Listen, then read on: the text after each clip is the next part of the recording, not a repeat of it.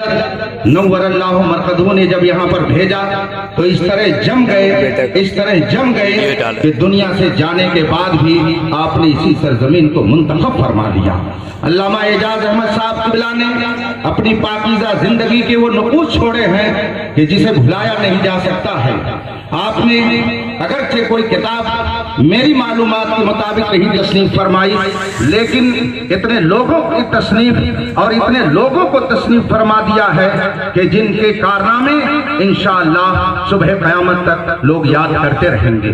आपकी इसी सरजमीन से ताल्लुक़ रखने वाले हजरत जामे माक़ूल व मनक़ूल अल्लामा नईमुल्लाह खां साहब क़िबला हैं, जिनके इल्म व फ़ज़्ल का और माक़ूलात में जिनके तर्क का आज कोई जवाब नहीं है। आपकी इसी सरजमीन से ताल्लुक़ रखने वाले इमामुल उलमा हजरत अल्लामा मुफ्ती शब्बीर हसन साहब क़िबला हैं, जिनके हजारों शागिर्द हिंद व पाक ही नहीं बल्कि दुनिया के बेशुमार मुल्कों में फैले हुए हैं और वो इसी सरजमीन से ताल्लुक़ रखते हैं। इसी सरजमीन पर आपकी इसी आबादी में जन्म लेने वाली वो शख्सियत जिसे हम और आप फातिह कर्नाटक कहते हैं, हजरत अल्लामा मुफ्ती अनवर अली साहब मुफ्ती आजम कर्नाटक, जो इस स्टेज पर जलवा फरमा है, ये इल्म व फज़्ल की एक अजीम एकेडमी है। इस तरीके से किस का मैं नाम लूं, हजरत अल्लामा मौलाना मुफ्ती असलम बस्तवी साहब जवरिया लाल के रहने वाले, जो अल्लाह को प्यारे हो गए और स्टेज पर ये जितने उलमा और फजला तशरीफ फरमा हैं,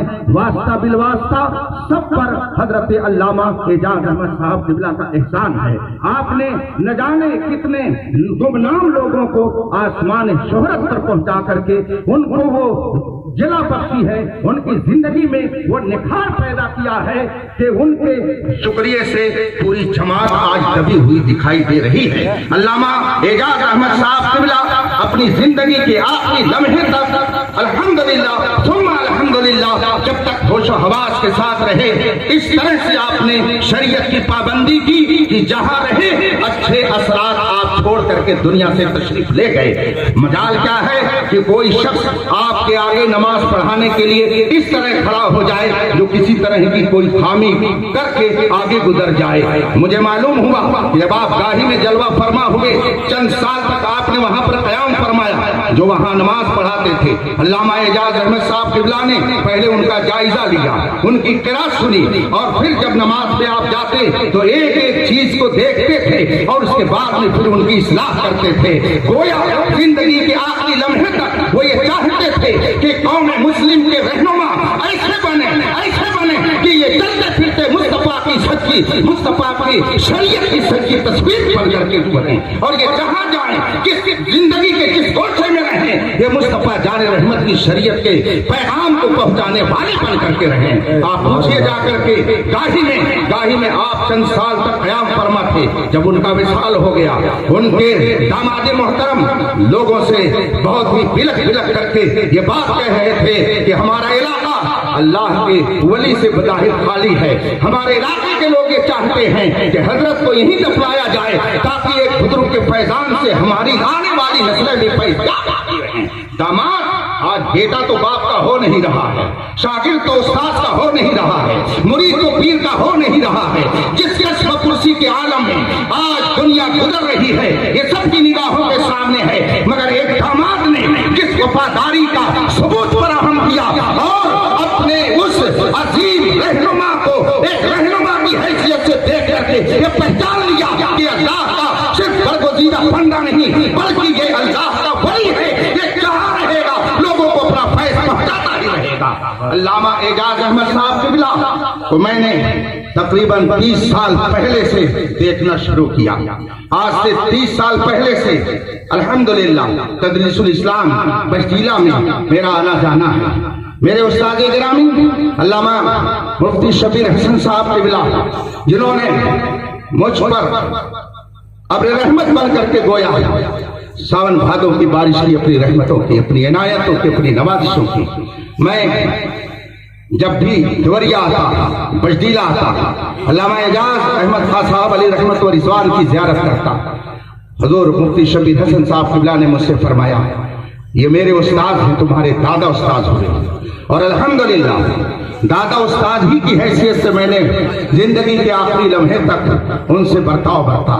جب بھی خلیل آباد حضرت تشریف لے جاتے مجھے معلوم ہو جاتا وقت رہتا حضرت کی خدمت میں پہنچتا. ایک بار حضرت مولانا قمر الحسن بستوی صاحب نے مجھ سے فون پر فرمایا مولانا میں یہ چاہتا ہوں کہ علامہ اعجاز صاحب قبلہ کی کوئی تحریر میرے پاس نمونے کے طور پر ہے, برکت کے طور پر ان کی میں کوئی تحریر چاہتا ہوں تو تم ایسا کرو حضرت جب خلیل آباد میں تشریف فرما ہوں تو ان سے ذرا میرے لیے فلاں کتاب پر کچھ لکھوا لو.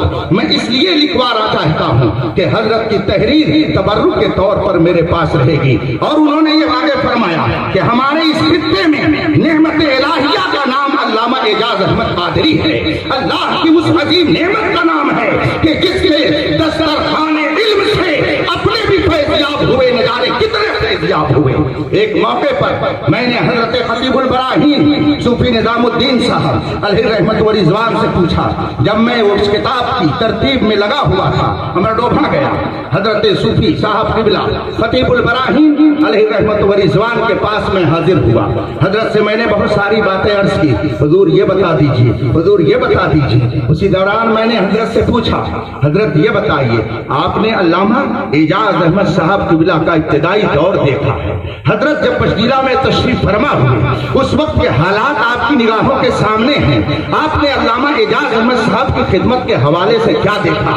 تو حضرت خطیب البراہیم صوفی نظام الدین صاحب علیہ رحمت و رضوان نے فرمایا آج تو ہمارا حال یہ ہے, اس پہ میں زیادہ تبصرہ نہیں کرنا چاہتا ہوں, جس طریقے سے ہم لوگوں کی شہرت ہوتی ہے, شاگردوں میں اضافہ ہوتا ہے, ہم وی آئی پی اپنے آپ کو تصور کرتے چلے جاتے ہیں. پیدل چلنا ہمارے لیے بھاری ہو جاتا ہے, قوم کے بیچ میں جا کر کے دعوت و تبلیغ کا کام کرنا ہمارے لیے مشکل ہو جاتا ہے. میلاد شریف کی محفل میں جانا ہم اپنے لیے توہین سمجھنے لگتے ہیں کہ تھوڑے لوگوں میں جا کر کے ہم میلاد شریف پڑھیں گے, ہم تو انٹرنیشنل خطیب ہیں, ہم کیوں جائیں. مگر حضرت خطیب البراہیم صوفی نظام الدین صاحب رحمت اللہ علیہ نے مجھ سے ارشاد فرمایا مولانا جب علامہ اعجاز احمد صاحب قبلہ کا ورود مسعود بشتیلا میں ہوا بڑی ناگفتہ بے حالت تھی, تہذیب و تمدن سے لوگ آشنا نہیں تھے, دین سے دور تھے. علامہ اعجاز احمد صاحب قبلہ گاؤں گاؤں جا کر کے دعوت و تبلیغ کے کام میں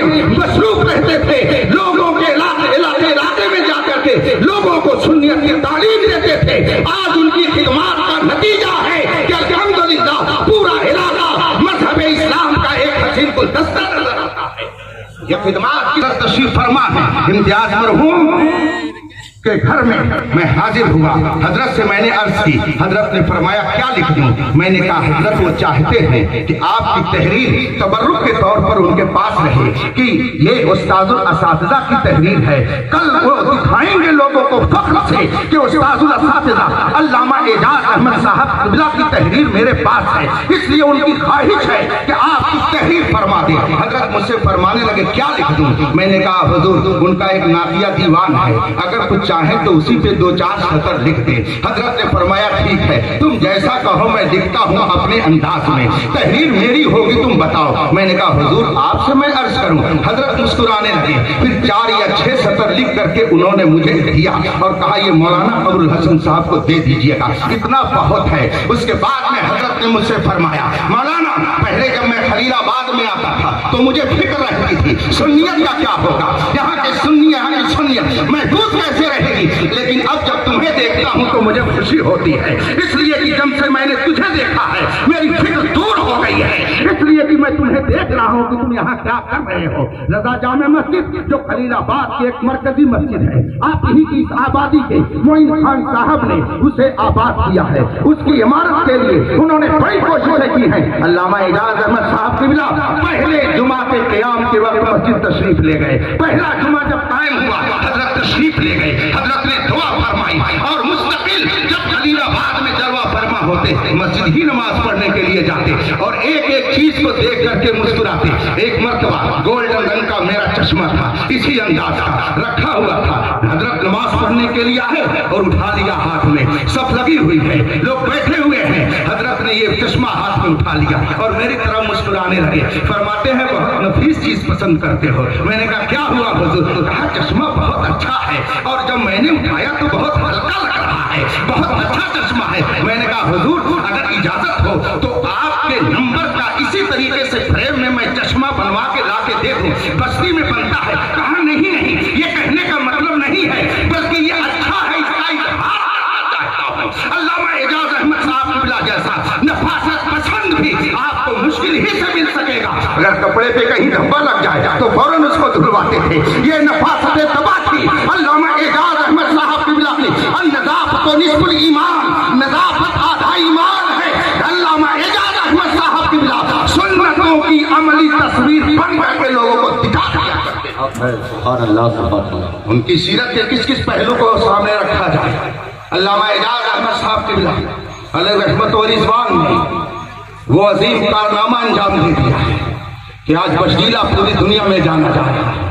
کسی سیٹ کی بدولت, کسی انجینئر کی بدولت, جبکہ اس علاقے میں, اس علاقے کی کیا بات ہے, اس گاؤں میں نہ جانے کتنے انجینئر ہوں گے, نہ جانے کتنے ڈاکٹر ہوں گے, نہ جانے کتنے ماسٹر ہوں گے, نہ جانے کتنے لائر ہوں گے, نہ جانے کتنے سیاستداں ہوں گے.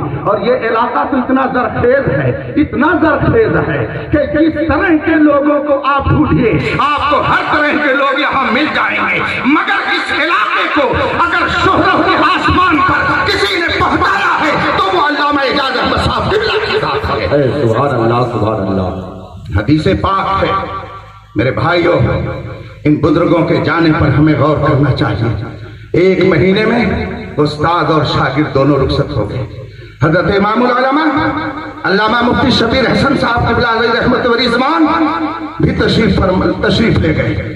اور چند ہی دنوں کے بعد استاد علامہ اعجاز احمد صاحب قبلہ بھی تشریف لے گئے. وصال سے تقریباً 1.5 ماہ قبل حضرت علامہ مفتی انور علی صاحب خلیل آباد میں جلوہ فرما ہوئے. حضرت نے فرمایا کہ میں چاہتا ہوں کہ چلو ذرا استاد گرامی سے مل لوں, دور رہتا ہوں, آنا کم ہوتا ہے, نہ جانے کس گلی میں زندگی کی شام ہو جائے, چلو چل کر کے ملاقات کر لیتے تو اچھا ہوتا. حضرت نے جب یہ فرمایا میں نے کہا فقیر خدمت کے لیے حاضر ہے, گاڑی کھڑی ہے, تشریف رکھیے. چنانچہ حضرت مولانا محمد ایوب رضوی صاحب جو جمدہ شاہی کے رہنے والے ہیں وہ بھی شریک سفر ہوئے. حضرت مفتی انور علی صاحب کی قیادت میں یہ قافلہ خلیل آباد سے گاہی گیا.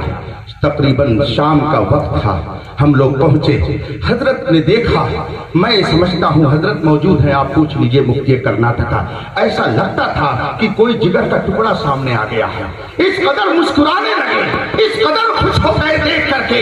دیکھا اب میں نے سمجھا کہ جو سچا شاگرد ہوتا ہے استاد بھی اس کو سمجھتا ہے. جیسے بیٹے کو دیکھ کر کے خوشی ہوتی ہے ایسے ہی سچے شاگرد کو دیکھ کر کے بھی استاد خوش ہو جایا کرتا ہے.